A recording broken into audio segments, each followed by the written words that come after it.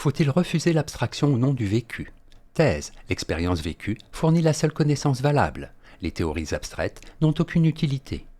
Antithèse, ce n'est qu'en s'élevant au niveau de l'abstraction que la pensée parvient à ordonner l'ensemble du réel. Thèse, il faut refuser l'abstraction au nom du vécu. En effet, l'abstraction conduit l'homme à oublier sa propre réalité, n'est vrai et n'a de véritable valeur que ce que nous vivons. Ce qui importe à l'être humain, c'est de se connaître et de connaître son semblable. Premier argument, l'abstraction n'est pas le reflet de l'existence. Les sociétés traditionnelles, bien plus stables que les nôtres, ignorent ce qu'est l'abstraction. Le mythe, cette histoire sacrée qui règle tous les aspects de la vie sociale, donne un sens à l'existence humaine. Il est à la fois le reflet et le résultat d'une expérience sans âge.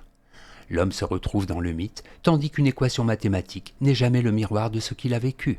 Deuxième argument, l'homme ne vit pas dans l'abstraction. Ainsi que l'écrit Søren Kierkegaard, dans Postscriptum aux miettes philosophiques, le vrai, le bien, le beau appartiennent essentiellement à toute existence humaine.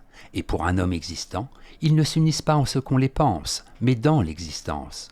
L'idée du beau, du bien, de la vérité, n'a donc aucune signification en dehors du vécu. Troisième argument, la relation à autrui se fonde sur le vécu.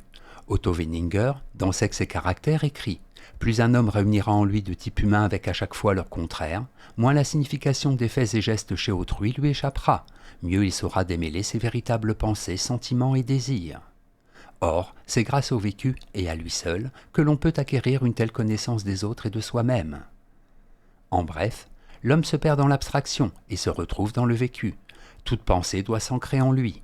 Il est ce qui nous permet de nous comprendre nous-mêmes et de mieux nous comprendre les uns les autres. Antithèse. Il ne faut pas refuser l'abstraction au nom du vécu. En effet, le langage est déjà une abstraction. Or, le vécu ne devient conscient qu'au moyen du langage. Grâce à l'abstraction, l'homme est parvenu à mieux comprendre sa propre existence et le monde qui l'entoure. Premier argument, le langage n'oppose pas vécu et abstraction. Le chat griffe, mais le mot chat ne griffe pas.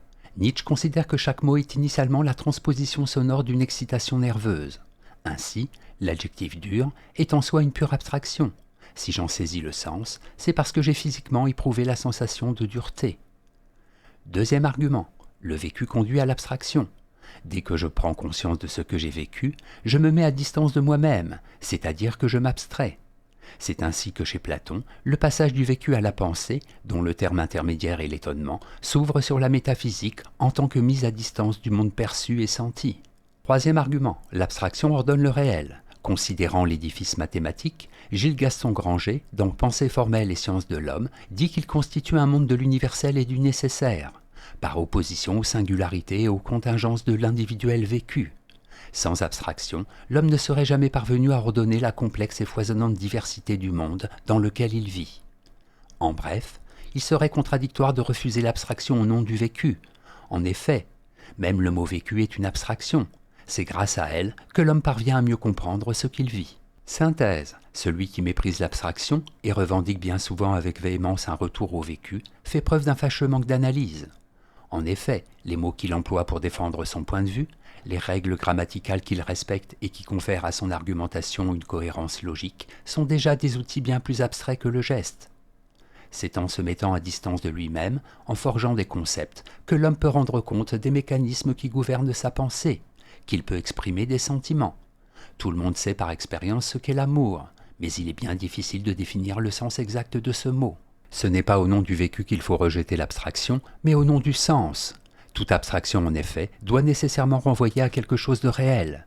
C'est du réel, et non des divagations de l'esprit, qu'elle tire sa substance. Note et commentaire. Abstraction. En un sens péjoratif, l'abstraction désigne ce qui n'a aucune réalité, aucune consistance. En un sens philosophique, l'abstraction est l'aboutissement d'une démarche intellectuelle, dont la finalité est de saisir une réalité donnée, non plus d'un point de vue particulier, mais général. Pour cela, il faut s'abstraire de ce qui nous est immédiatement donné par l'expérience. Citation. La science, œuvre de l'entendement, trace et construit les contours généraux de l'idéalité des choses. La nature seule, dans l'expérience, en donne l'intégrité substantielle. Félix Ravesson, de l'habitude.